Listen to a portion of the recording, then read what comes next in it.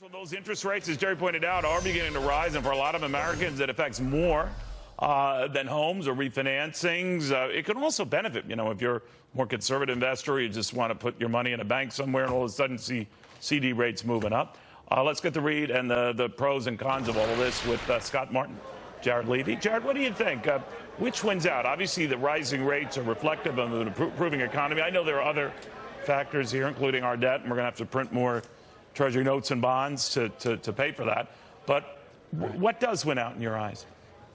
It's a delicate dance here that the president and consumers have to play. The president talked about having strong dollar good for America, and yeah, strong dollar sounds good, but like you mentioned, from a credit card perspective, consumer credit outstanding is at an all-time high right now, and consumers revolving credit is higher than it was just ahead of the Great Recession. So if borrowing costs really rise, in other words, if current rates, like the federal funds rate, which affects the prime rate, if that really goes up sharply, which I don't think it's going to do in the next year, consumers could start to feel that. In my opinion, Neil, it's more about the psychological ramifications. Right. It's more about, do I believe that interest rates are high right now? Because again, a quarter point here and there really doesn't make a difference. But if I believe as a consumer or small business owner that rates are really high, I'm going to be reluctant to borrow, to take risks, and that's where I think the danger could lie. So again, it's a PR dance, if you will. Yeah, it is a PR dance. Now, for market bulls, they say all of this is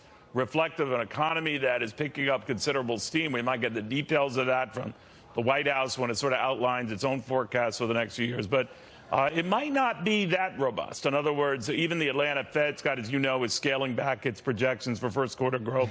I think for a while they were at 5.5%. It's now around 3%. Still isn't too shabby, but not 5.5%. What's going on?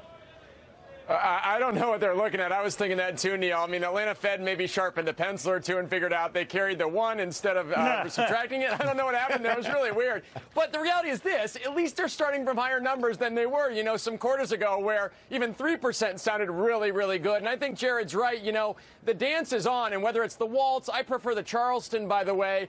But it is the do-si-do, if you will, between, yes, are rates too high? Is it worth borrowing for the future growth? Because that's really the key here. I think to your question, the S&P 500 companies win out here, Neil, because the earning growth is so strong. The tax plan is through now, and so you have so much tailwind, let's say, behind these great S&P 500 companies that the growth is worth borrowing at these higher rates, even though it is higher than it was the last couple of years. What do you think of that argument, Jared?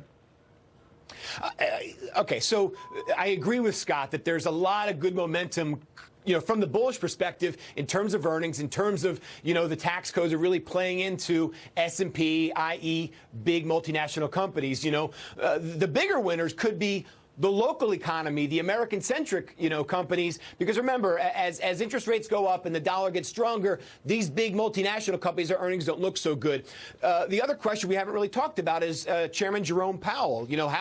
How is he going to be different, if different, from Janet Yellen, and our policies going to shift? It's a really tough read, because on one hand, Trump is like, I brought in Jerome Powell, he's going to, toe the line and keep this economy rolling, but he's a hawk by most accounts. And if he starts to ratchet down and bring rates up, that could get in the way of things. So you got another variable there that really isn't so easy to predict. That's been an argument, too, Scott, that all of a sudden you get the lower taxes and people will see it if they haven't seen already in the months to come in their paychecks. Companies sharing more of that wealth now. But gosh darn it, it's all wiped out by higher interest rates and the cost of carrying folks' debt, which apparently a lot of Americans carry. What do you think of that? It's been easy. I mean, the rates at 1.5% in the 10-year note some years ago, was incredibly low. And I think even at the time, experts, quote unquote, not Jared or myself or you, were calling them to go to 1%. So it's scary to think that the Treasury note of the 10-year, say, is approaching 3%. Mortgage rates, 30-year mortgage now, Neil, is, oh my goodness, at 4.5%. Now, I'm not old enough to remember the high teens in the 70s, but guess what? Surprise, surprise. I can remember the mid-90s at interest rate levels at 5-6%. So the reality is perception, and it's the fact that interest rates do need to go up for many, many reasons besides the historical facts, other than the reason that economies are are growing around the world in the U.S., as Jared pointed out. So that, to me, is a good thing that we should all be embracing. And the market volatility is probably just a precursor to higher rates coming along the way, which is going in concert with a higher S&P, in my opinion, because the fundamentals are so strong. You know, finally, guys, Jared, I'll bounce this over you. That someone told me a group of stocks that will still be market leaders are technology stocks led by Amazon and what have you, because they are working on fundamentals that have nothing to do with economic cycles, everything to do with sort of like the new world and all of this stuff that went right over my head, but I'm sure not over yours. But that will be a story here that will eclipse whatever happens to the 10-year note and whatever gyrations we see in Washington regarding tax cuts and, you know, interest rates. What do you think of that? You know, this is a fantastic point. It's funny, I'm literally writing about this right now. Amazon is a great example because it's not about interest rates per se. They are taking retail, transforming retail, and unfortunately grabbing business from some existing competitors. But again, they're operating within their own cycle, changing the game, you know.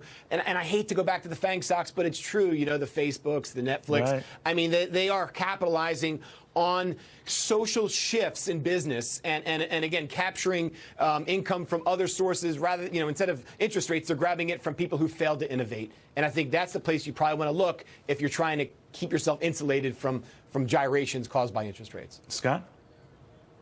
Yeah, I would go where the cash flow is, Neil, and that's in the FANGs, that's in tech. You want to go where the revenue is. You want to go where the profits is, where those companies are ringing the register. That's in Amazon, Netflix, Google, a lot of the stuff that we own for our clients. All right, guys, thank you very, very much.